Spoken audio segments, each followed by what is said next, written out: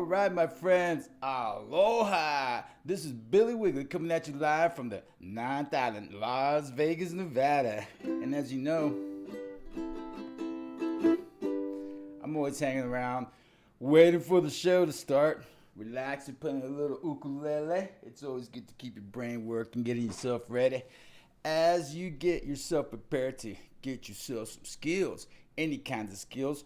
Welcome to Don't Get Mad, Get Skills, my friends. I want y'all to remember to just come right on over here to don'tgetmadgetskills.com.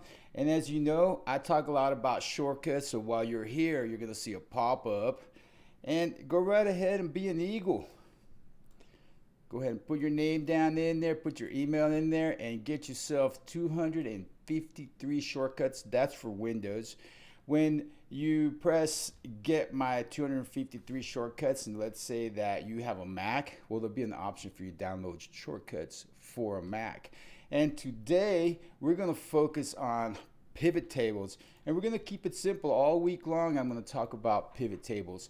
And next week, Wednesday, September 9th, we're going to have a webinar about pivot tables. I've been getting a lot of requests for it, so when you look down in the comments down below, in the description down below, you're going to see that I've got a link to register for the pivot table webinar, so you can go check it out, where we're going to spend about 30 minutes covering pivot tables, and then I'm going to spend about 30 minutes taking your questions and answering your questions, and we're going to figure it out together. So let's get ready for some pivot table skills. And what's a pivot table?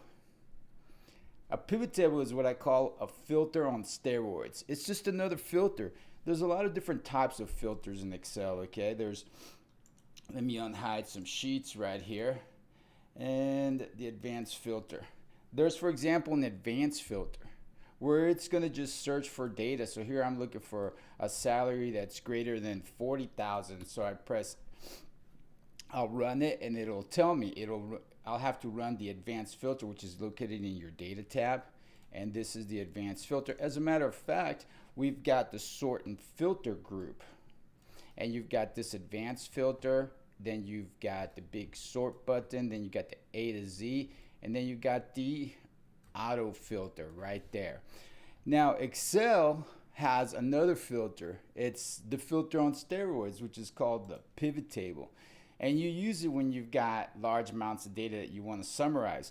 So perhaps I'm going to press Control-Shift-L, and I turn on the auto filter. You see right up here, Control-Shift-L, Control-Shift-L turns off my auto filters. Control-Shift-L turns them right back on.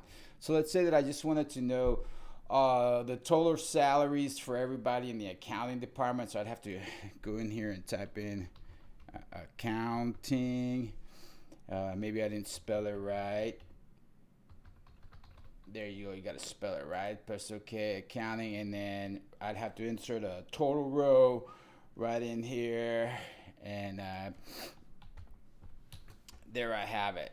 That's the total for all the salaries in my accounting department. And let's say I needed the accounting department level 2 only.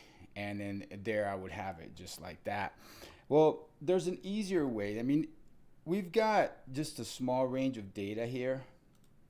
So you could kind of get away with working with the auto filter. However, even with a small range of data, there's only 115 rows here. Look, check it out. So we've got 115 rows, and I can tell because I've selected all those rows, and I looked over right here at the count in my status bar, and it's 115 rows that we have right over here. 115 rows of data. Now that's not a whole lot of data, but we can do a lot with it if we just use a pivot table. So to launch your pivot table, you got to make sure that your data qualifies for a pivot table, because not all data ranges can be a pivot table. You have to have 3 things to have a pivot table.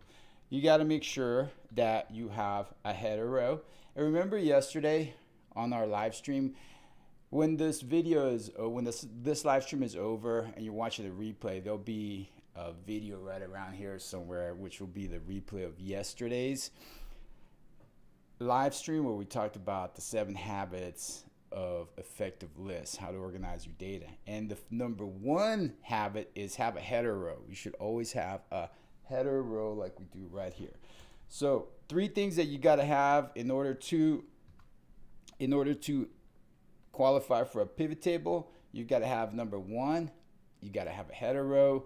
Number 2, you want to have repeated data. And number 3, you want to have numerical values. So we have a header row, we've got repeated data here, and we've got numerical values. Excellent. We've got a pivot table. So to insert a pivot table, you just make sure your marquee is in the data, and then you just press Alt and V. And when you press Alt and V, that's the shortcut for a pivot table. Alt N V. And how did I know that's the pivot table shortcut? Because when I want to figure out a shortcut, the first thing that I do is I press the Alt key, and then here I see that I've got to go to the Insert tab. And the Insert tab, I have to press N. And once I press N, I'm in the Insert tab, and I see the Tables group, and then I've got the Pivot Table, I've got the V that I can press. That's the same thing as when you want to insert a pivot table, where would you go? You go to the Insert tab, and on the Insert tab, you have your Tables group, and right there, you can insert a pivot table. All right? So we first make sure that we have the requirements for a pivot table. Number 1, header row, check. Number 2, repeated data, check. Number 3, numerical values, check. We got it. Now let's insert a pivot table. We just go to the Insert tab, and in the Tables group, select Pivot Table, or we can use the shortcut Alt and V. That's right, Alt and V. And then now here is the Create Pivot Table Wizard. That's what it's called, Create Pivot Table Wizard. Or we can just call it Create Pivot Table Dialog Box. I like to call it the Create Pivot Table Wizard. And it says choose the data that you want to analyze. Well, there's our range. It's already been all selected. And when we zoom out, we can see the marching ants marquee going all around it. You see that? So it selected our data, and that's the data that we want to have. Right, great. And then we got to tell Excel where we want the pivot table report to go. And right here, by default, it tells us into a new worksheet. We could put it right into this worksheet that we're in right now, or some other worksheet that we select. But typically, the best place to go is just right into a new worksheet. So we're going to press OK. Click, and then right there is our pivot table. And what we want to do is we want to see who are all of the last names. We want to know all of the salaries by department and last name. So right over here is where our pivot table report is going to appear. These are the fields of our pivot table report. So our pivot table report is going to go right over here. These are the fields. Now, where does this information come from? Let's take a close look. Where does this information right here for the fields come from? From your header row. That's right. If we did not have a header row, we would not have these fields. And then what we're going to do is we're going to drag these fields right into these areas right here. So whatever goes in here is going to appear at the top as column headers. Whatever we decide to put in here is going to go into the rows, and then whatever we put in here, typically anything that has numbers in it is going to go into values, and it's going to get summed by default, or whatever you choose, whatever function you choose to apply to it. All right, so we're going to have our pivot table report generated right here based on what areas we put these fields in right over here.